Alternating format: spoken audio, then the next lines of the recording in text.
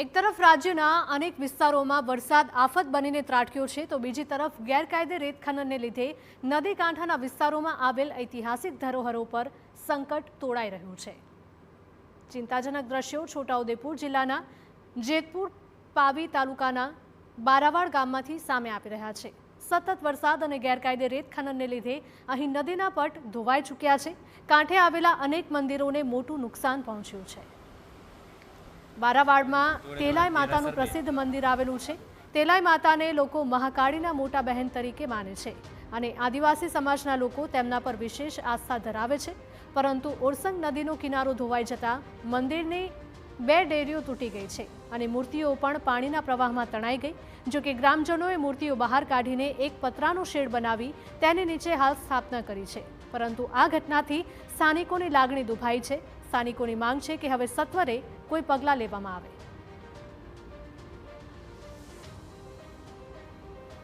આગળ ઓરસંગ મૈયામાં અવૈધ ખનન થવાથી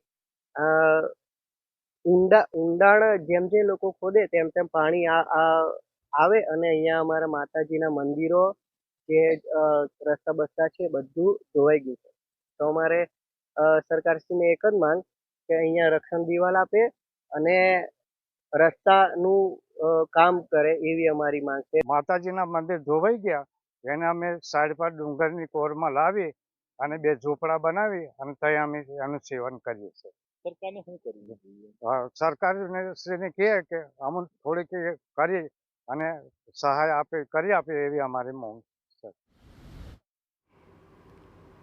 તો તેલાઈ માતાના દર્શને માત્ર ગુજરાતીઓ જ નહીં પરંતુ મધ્યપ્રદેશ અને મહારાષ્ટ્રમાંથી પણ લોકો આવતા હોય છે।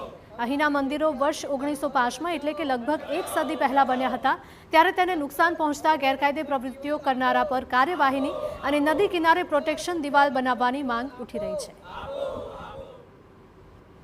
हमारी ऐतिहासिक धरोहर बचाओ, हमारी ऐतिहासिक धरोहर बचाओ, हमारी ऐतिहासिक धरोहर बचाओ, सरकार हमने रक्षण दीवाल आपो। ઉલ્લેખનીય છે કે ઓરસંગ નદીના કિનારે જ સ્મશાન આવેલું છે, પરંતુ આ સ્મશાન ભૂમિ સુધી પહોંચવામાં તેમજ તેલાઈ માતાના મંદિરે પહોંચવામાં પણ લોકો હાલાકીનો સામનો કરી રહ્યા છે। તેલાઈ માતાના મંદિરે ફાગણ મહિનામાં ભાતીગઢ લોકમેળો ભરાય છે। નવરાત્રિના 9 દિવસ ગરબા રમાય છે। કેટલાક લોકો પરંપરાગત સ્વજનોની અસ્થિના વિસર્જન માટે પણ અહીં જ આવતા હોય છે, ત્યારે હાલ રસ્તો જ ન હોય લોકોને ભારે મુશ્કેલીનો સામનો કરવો પડી રહ્યો છે। વર્ષોથી રજૂઆત કરી છે સરકારશ્રીમાં, પણ અત્યાર સુધી કોઈ રક્ષણ દિવાલ પણ નથી મળી અને સ્મશાને જવા માટેનો રસ્તો પણ નથી। હમણાં ગામમાં બી મયત થાય છે તો બી સ્મશાને જવાની બહુ તકલીફ છે। તો સરકારશ્રીને વિનંતી કે સ્મશાને જવા માટેનો રસ્તો બનાવી આપે અને સ્મશાન બી ધોવાઈ ગયું છે। અમે છોટાઉદેપુરથી આવ્યા છે અહીંયા સ્મશાને વિધિ કરવા માટે ફૂલો પધરાવવામાં, અને અહીં ખાડા ખબોચામાં પડતા ઉડતા આવ્યા, એકબીજા ગામના માણસો હાથ ખેંચીને ઉપર લાવ્યા છે અને અહીંયા થોડીક વ્યવસ્થા કરતા હોય તો બહુ સારું છે।